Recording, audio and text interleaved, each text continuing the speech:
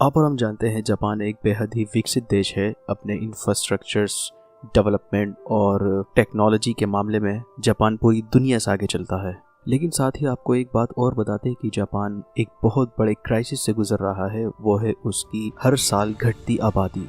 यहाँ तक कि Japanese prime minister Fumio Kishida ने जापान के गिरते बर्थ रेट पर चिंता जताई है। अकॉर्डिंग टू गवर्नमेंट डेटा 2022 तक जापान की पॉपुलेशन में लगभग 8 लाख तक की गिरावट देखी गई है। जापान के एक डेटा के मुताबिक जापान में मरने वाले लोगों की संख्या 1.56 मिलियन थी, जबकि पैदा होने वाले बच्चों की संख्या कुल 7,71,000 थी।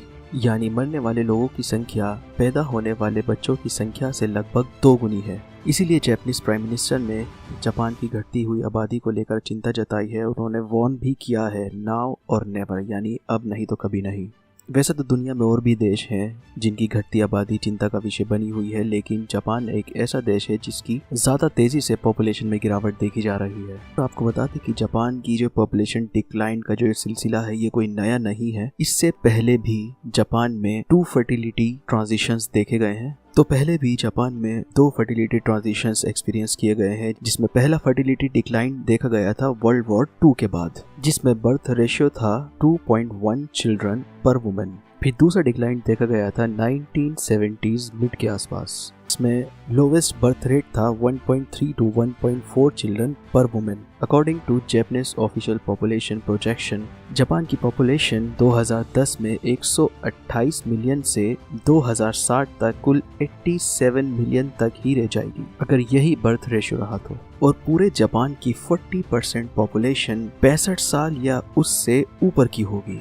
एक और डेटा के मुताबिक जापान के 10 लोगों में से 1 या उससे ज्यादा की उम्र 80 साल या उससे भी ज्यादा है, और जापान की पॉपुलेशन का तीसरा हिस्सा 65 साल से ऊपर की उम्र का है। एक और डेटा के मुताबिक 2040 तक जापान की 34.8% पॉपुलेशन 65 साल से ऊपर की होगी। इसीलिए जापान की पॉपुलेशन का डेथ रेशियो बर्थ रेट से ज्यादा होगा। इसी कारण एजिंग पॉपुलेशन भी बर्थ रेट डिक्लाइन का एक कारण बताया जाता है। अकॉर्डिंग टू सर्वे, जापान में 17.3% मैन और 14.6% वुमेन जिनकी उम्र 18 से 34 के बीच है, उनका कहना है कि उनका शादी करने में कोई इंटरेस्ट नहीं है। 2011 में Japan national institute of population और सोशल सिक्योरिटी रिसर्च द्वारा एक स्टडी पब्लिश की गई थी, जिसमें उन्होंने बताया था कि 61.4% मैन और 49.5% वुमेन वो हैं जिन्होंने कभी शादी नहीं की, और वो कभी अपने अपोजिट सेक्स के साथ रिलेशनशिप में भी नहीं रहे। तो जापान के लोगों का शादी ना करना या शादी डिले करना भी जापान की हर साल गिरती जा रही आबादी का एक मुख्य कारण है।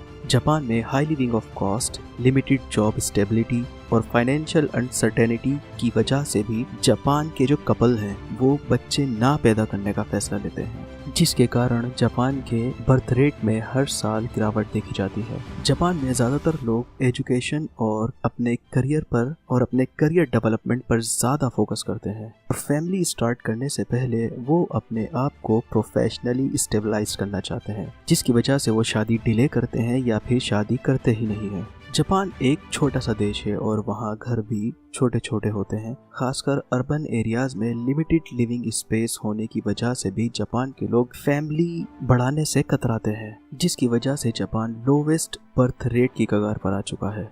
जापान में बढ़ता वुमेन एम्प्लॉयमेंट को भी लोवेस्ट बर्थ रेट का एक मुख्य कारण बताया जाता है, क्योंकि शादी और बच्चे पैदा करने की उम्र जैसे 25 से 34 साल, इस उम्र में जापान में औरतें अपना करियर परस्यू करने पर ज़्यादा फोकस करती हैं। 1960 में जापान के लोग जिनकी उम्र 25 से 29 साल थी, 97% तक वो लोग एम्प्लॉयड थे।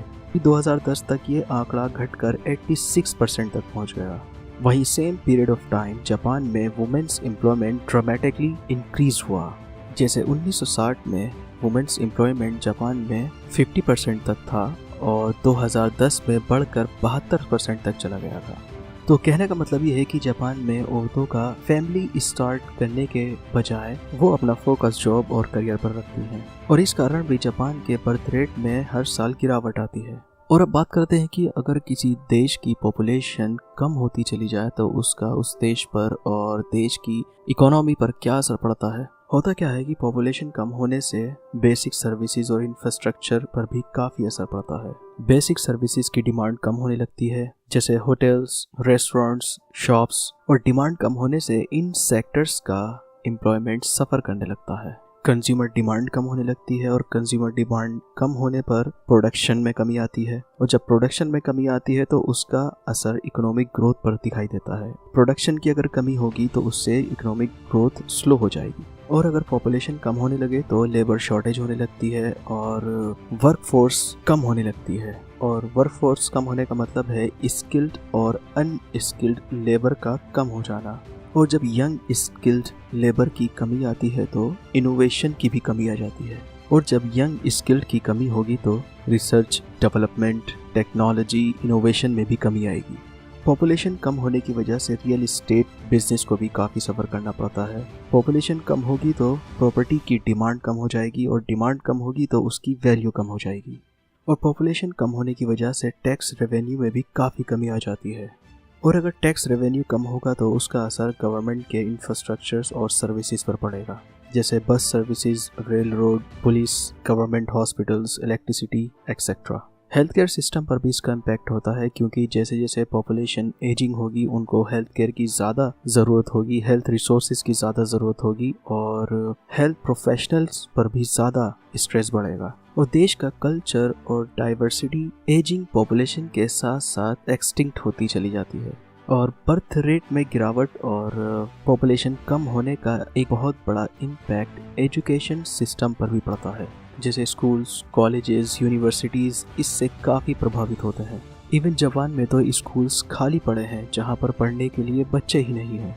जापान की आबादी में गिरावट का अंदाज़ा आप इस बात से लगा सकते हैं कि जापान के नॉर्थ ओसाका में एक गांव है जिसका नाम है इचिनोनो। यहाँ पर 53 रेजिडेंट्स हैं, और इस गांव में लगभग 20 सालों में एक बच्चा पैदा हुआ है।